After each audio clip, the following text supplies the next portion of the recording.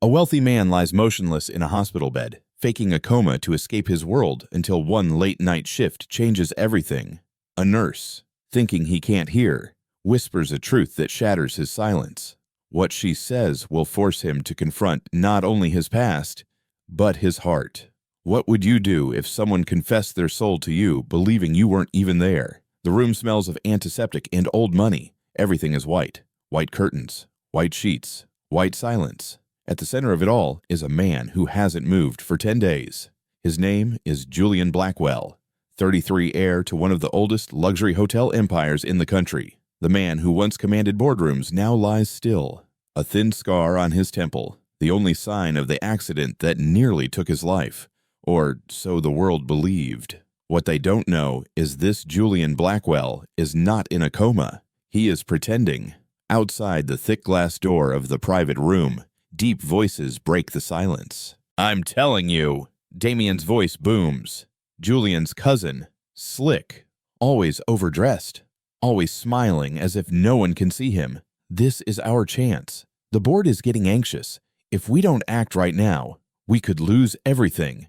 Step in." A colder, smoother voice cuts in. "Catherine Blackwell, Julian's stepmother. No, Damien. We don't intervene. We take control. He's vulnerable. His assets are vulnerable. The board won't wait forever, and neither will we." Damien hesitates, but the lawyer, Julian's estate attorney, insists. Catherine interrupts. "That lawyer won't be an issue for much longer. He's loyal, yes, but lives in isolation. We continue to push the narrative. Julian may never wake up, and if we keep the nurse compliant, this will all end in a few weeks." Inside the room, Julian's heart thumps beneath his still body. So, that's right. He suspects this accident was no accident. The last-minute trip to the Hamptons ended in a wreck with a torn guardrail, an overturned car, and diagnosed as a non-traumatic coma. But Julian woke up after 2 days and chose not to say anything. Not yet. He needs time. He needs to know who betrayed him.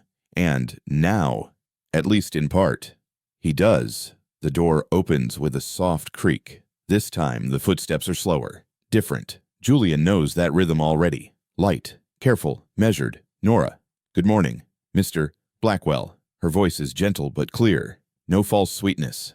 "It's just me." She moves calmly around the bed, checking his vital signs, adjusting the blankets, and gently brushing his hair back with deft hands. There's no pity in her touch, just professionalism. And something else. Something Julian still can't name. He observed her through the crack of his half-open eyes when she didn't realize. The way she read aloud at night. The way she hummed to herself while changing his IV. She treated him like a human being, not as a lost cause. And she never said anything cruel. Unlike Catherine. Unlike Damien. Nora softly said, jotting something down on the chart. "Your blood sugar looks stable today." "That's good." She sat beside him, letting out a small sigh. She added, "I don't know if you can hear me." Her voice now lower, almost conspiratorial. "But I think you might." Just a feeling. Julian felt a slight warmth rising in his chest. Was she about to say something? He listened closely, his heart still. "I took this job because I need the money. That's not a crime. I don't ask too many questions because life doesn't allow me to do that. But now that I'm here, I've seen things clearly. I hear things that aren't right." She glanced toward the door. "Your cousin came by yesterday while you were asleep. Or rather, while you were in a deep sleep.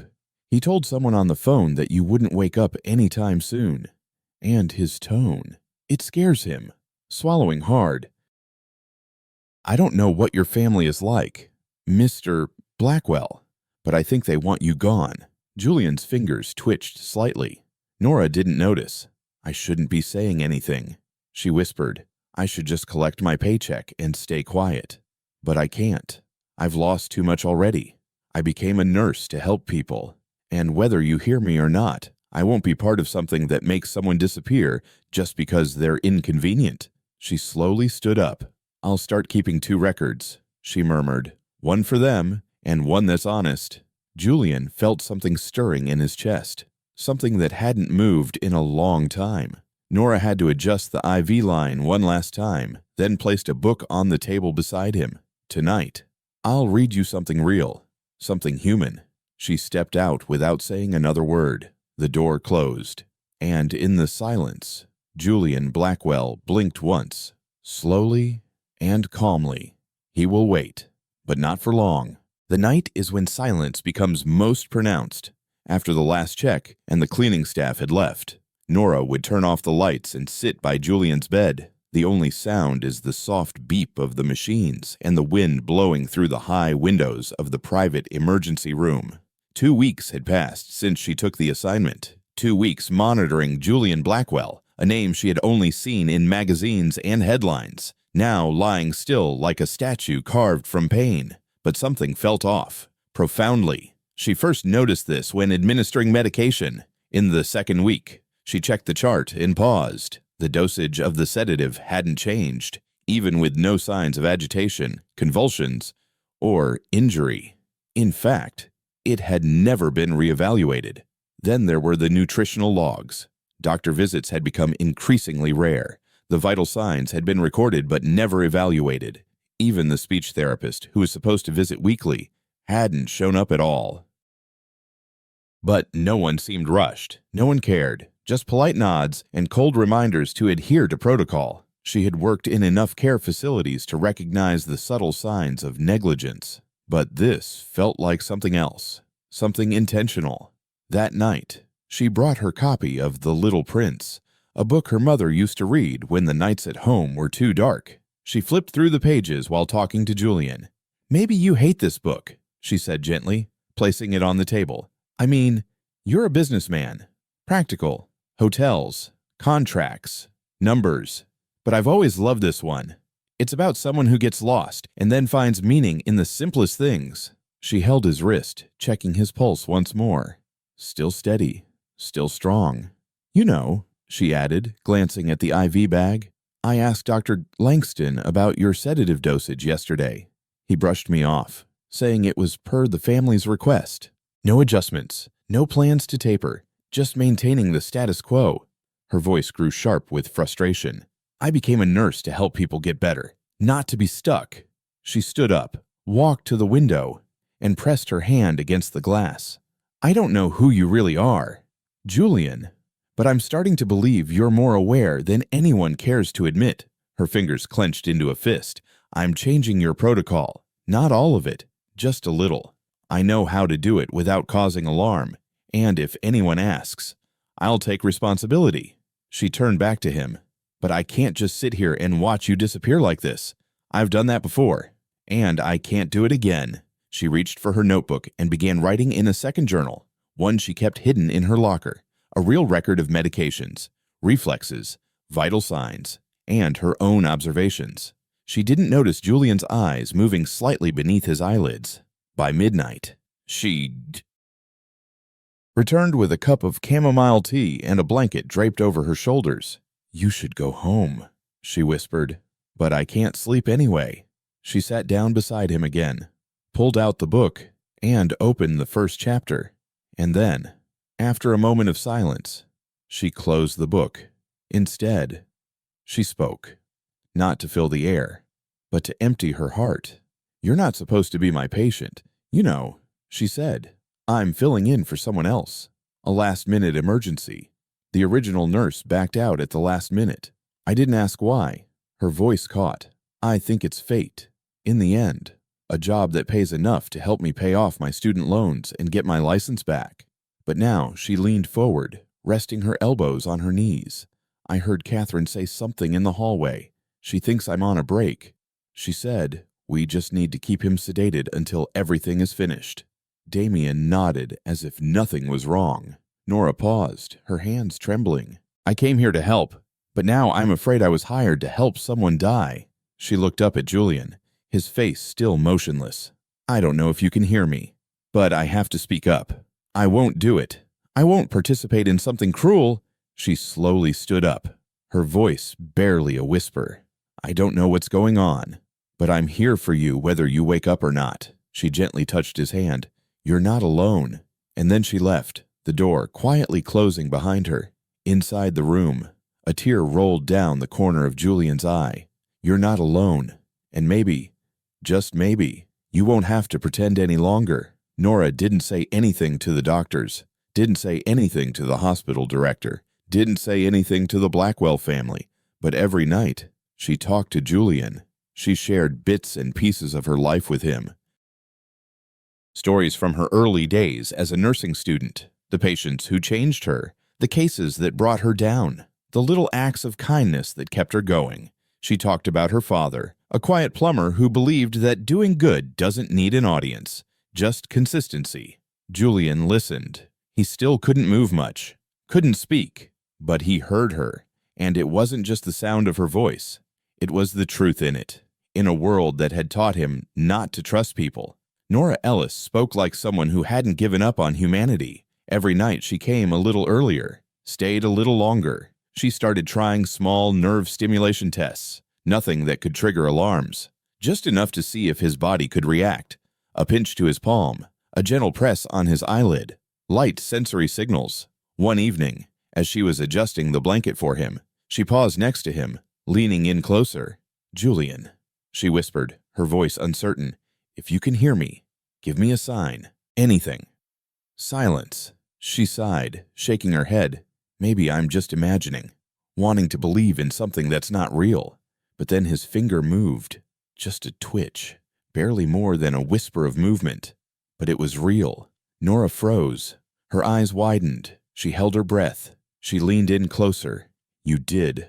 What did you just do?" It appeared again, a slow, cautious curl of his finger. Nora covered her mouth with both hands. "Oh my God!" She stood up abruptly, nearly knocking over the stool behind her. For a few seconds, all she could do was stare at him, her chest heaving, heart racing. Then she laughed, softly and breathlessly, a sound of awe and joy. "You can hear me talk," she said, stepping back toward him. "Julian, you're in there. You've been listening all along." "Right." She blinked to stop the tears from falling and took his hand. "Okay. Oh, we're going to do this slowly. All right.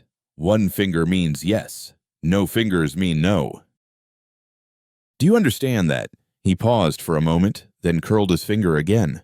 Nora smiled softly. "This is crazy. No one will believe this. But I do. I believe you." From that night on, everything changed. Their routine changed. There was now a new rhythm, a new language between them. A blink, a flinch, a squeeze. Yes, no, maybe. She brought in flashcards and started using the basic alphabet. It was slow, sometimes frustrating, but Julian kept trying. He wanted to try. And Nora was patient, careful, and warm. She smiled every time he responded. She never rushed him. She never saw his limitations as a burden. The connection between them deepened. Julian learned his mother's favorite songs, her favorite coffee, how she used to watch people come and go at the hotel where she worked when he was little, imagining the lives they lived. In turn, Nora learned things about him that he had never told anyone, not through words, but just through looks, reactions, the questions she asked, and the way he gently nodded in agreement, standing still for nothing.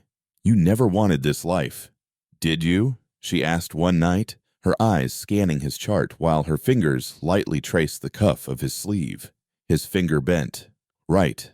I just wanted peace, not power." Another yes. She sat down beside him. "I think I understand. I never wanted to be a nurse just to pay the bills. I wanted to help, but somewhere along the way, I started surviving instead of living." Julian gently moved his hand, trying to touch hers. She took it without hesitation. "I won't let them do this to you," she said. "I don't care what they want. You're coming back. We're going to bring you back." In that moment, for the first time in years, Julian Blackwell didn't feel like a name on a contract or a line in a will. He felt like a person because someone had chosen to believe in him even when he couldn't speak. And now, with her help, he was ready to fight. In the days that followed, an urgent undercurrent quietly ran through every moment Nora and Julian shared. By day, Nora played the role of a dutiful nurse, taking routine notes, adjusting IVs with steady hands, politely nodding at Catherine's condescending remarks and Damien's feigned concern. But at night, she and Julian became someone else, not just patient and nurse, but partners, accomplices, survivors. She memorized his signals, a A slight jerk for yes, a tap of his finger for no, a weak breath change when something scared him. They were getting good at this. One evening, as she massaged his left hand to stimulate muscle tone, she whispered, "I know you want to expose them, but we need evidence. Concrete evidence. And we need to be careful."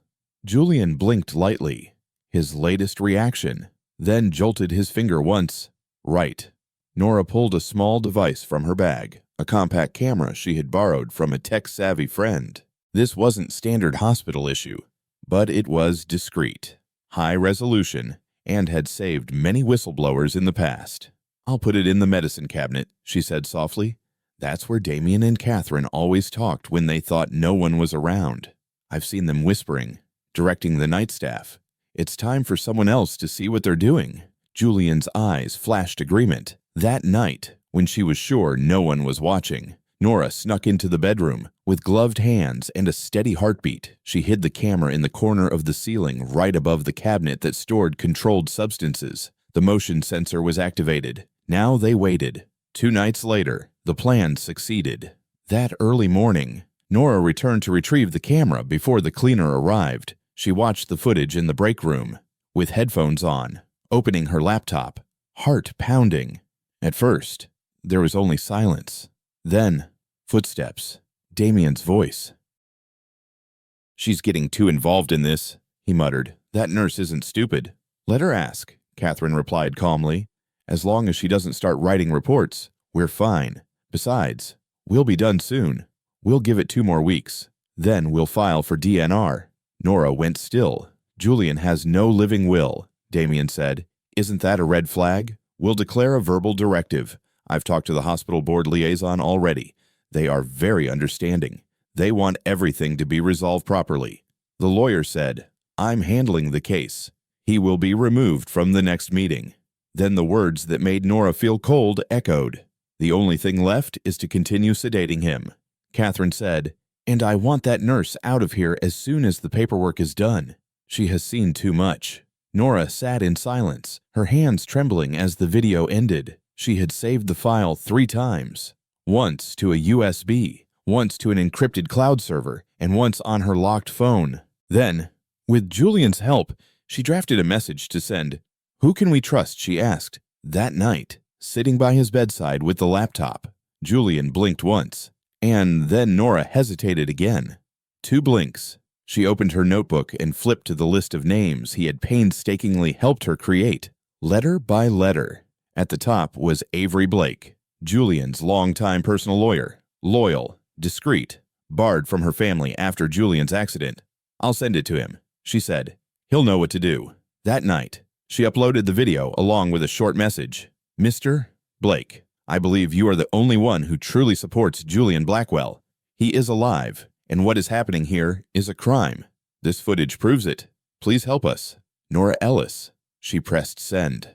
Then she took Julian's hand and whispered, "They won't win." He gently moved his finger against hers. "That's enough." Early in the morning, her phone rang. A message from Avery Blake. Subject Re-G. "Blackwell is aware. I'm on my way there. Don't talk to anyone else. Keep him safe. We are not alone in this anymore." Nora turned to Julian. He was still sleeping, but no longer alone. The game had changed. Now it was time to fight back. Julian opened his eyes on Tuesday morning.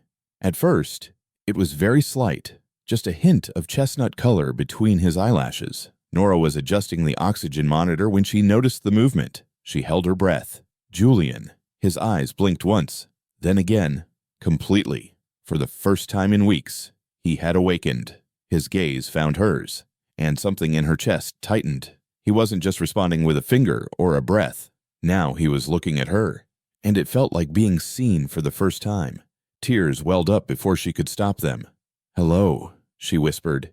"You really are back." He tried to speak, but his throat was dry.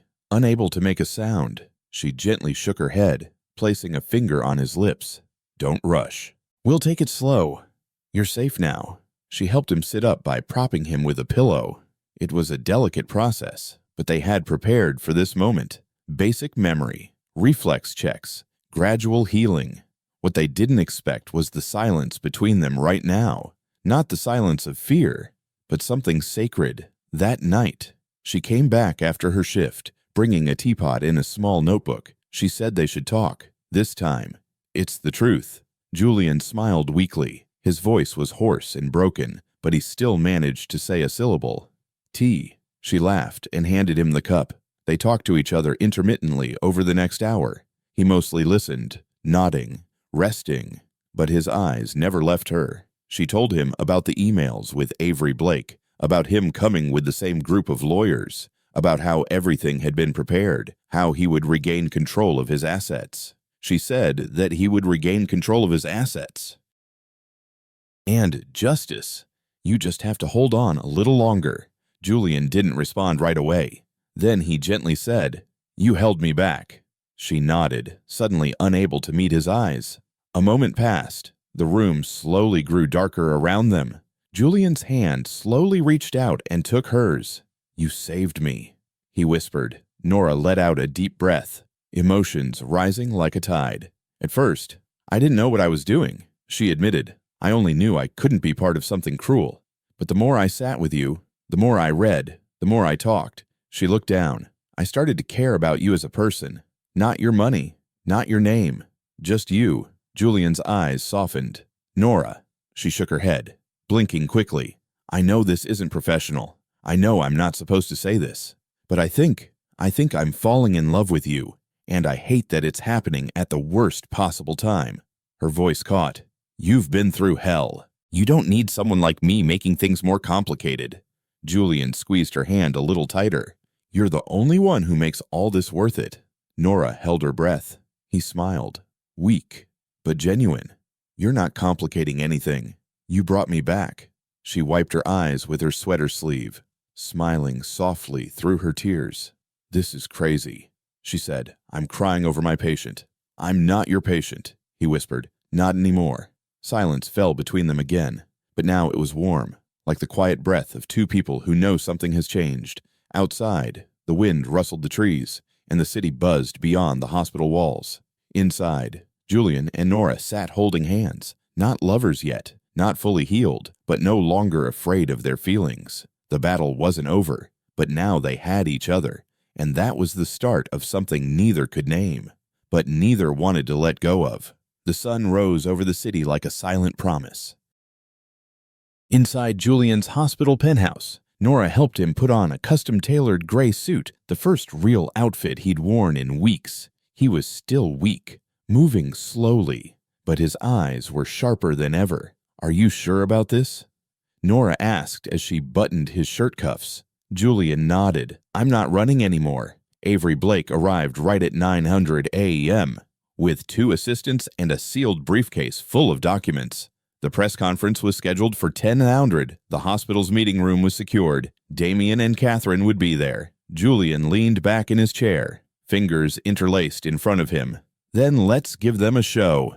The meeting room was packed. Hospital directors, family members, and some well-dressed reporters promised exclusive coverage of the fate of the Blackwell Empire. Catherine stood at the head of the room, looking confident and calm in her cream-colored jacket. Damien stood right behind her, his smirk barely hidden. "Thank you all for coming," she began smoothly. "As you know, our family has faced an unimaginable hardship with Julian's tragic condition. Today, we want to discuss the temporary transfer of operational control." The double doors opened. All eyes turned to Julian Blackwell, who was barely supported by a cane, dressed with the unmistakable solemnity of someone who has faced death and won. Heavy breaths filled the room. Cameras clicked non-stop.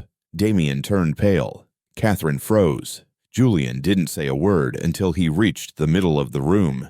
Then, he placed one hand on the table and looked straight at his stepmother. "I see you started without me. You're awake," Catherine stammered. "Is this how it is?" Julian raised a hand. "Hold that." He turned to the reporters. "I've been awake for weeks now. I was in a coma for a short time." "That's right. But when I woke up, I realized something was wrong. Very wrong." Avery stepped forward, opened her briefcase, and pulled out a small tablet. Julian nodded at Nora, who had been standing quietly at the back of the room, unnoticed until now. He looked into her eyes for a moment, enough to calm himself down. Then he pressed play. The room filled with the voices of Damien and Catherine. "We just need to keep him awake. He won't be a problem anymore. We'll submit the DNR after she disappears." Breathing heavily, whispering, an executive stood up. Another one sat down, hand over mouth. Damien tried to speak. That line was taken out of context. Julian's voice cut through like a knife. "You tried to wipe me out, and you almost succeeded. If it weren't for one person," he turned to Nora, "I wouldn't be here." Nora stiffened as the room turned toward her. Julian continued while everyone else was planning their next move. "She's staying. She cares. She saved me." Catherine squinted. "You've fallen for the nurse." Julian shot her a cold look. "No. I chose her just like she chose not to be complicit in your crimes." The board members began to murmur among themselves. Avery took over, announcing pending charges, formal investigations, and Julian's reinstatement with full authority. Catherine and Damien left the room in silence, their legacy collapsing behind them. Outside the meeting room, away from the chaos, Julian leaned against the wall, panting. Nora hurried over to him. "You did it," she whispered. "We did it." He corrected her. She hesitated, looking around. Everyone saw. "Now everyone knows." He took her hand. "Good," he said softly, "because I want the world to know who saved me and who I want to be with from now on." She looked at him, tears in her eyes. Julian. But there was no need for more words. Not now, because the truth had been exposed. And finally, they were free to live with it. Nora didn't stay to hear the applause. She slipped away just as the meeting erupted into whispers and camera flashes, sneaking through a side door and out into the chilly afternoon air. Her hands trembled as she pressed the elevator button, checking closely with something more complex than fear. Julian had survived. He had won. But why did she feel like the one who was running away? She quietly packed her things in the nurse's locker room that night, her thermos, the book she often read aloud, and most importantly, the small leather notebook where she recorded every whispered observation, every question, every confession she ever made when she thought Julian was asleep. She knew her time here was over. She couldn't stay. Not when the whole world had watched him call her name. Not when the headlines had painted her as the modern-day Florence Nightingale or a gold digger scandal. She isn't either. She's just tired and in love and unsure of what to do about both. As she was locking the door, she heard the elevator ding behind her. "Nora!" She turned around. Julian was standing there. This time, he didn't have a cane. He stood a bit sturdier, wearing a winter coat over his outfit. His eyes were tired but still looking at her. She took a deep breath. "You shouldn't go alone." "I'm not going," he said. "I'm here to find you." She looked down. "I was just going to leave." "I know." He stepped closer. "That's why I had to come here right now." He reached into his coat and pulled out a notebook. She froze. "You forgot this," he said. "You didn't think I would let it go, did you?" Nora's cheeks flushed. "That line isn't meant for just anyone." He gently concluded. "I know." He opened it to a page near the middle. "I've read this part 5 times. He said, "The night you said I fell for you and I hated it because I was scared, because I thought you would see me differently." He closed the notebook and looked up. "I don't." She stared at him. "You didn't have to." Her heart was racing. He said he had fallen for the person sitting next to him when he was more ghost than man, the one who chose to believe he was worth saving, even if she thought no one would know. Her eyes were brimming with tears. "Julian." He stepped forward, his voice deep and steady. He had a whole life filled with love from people because of his name, money, and power.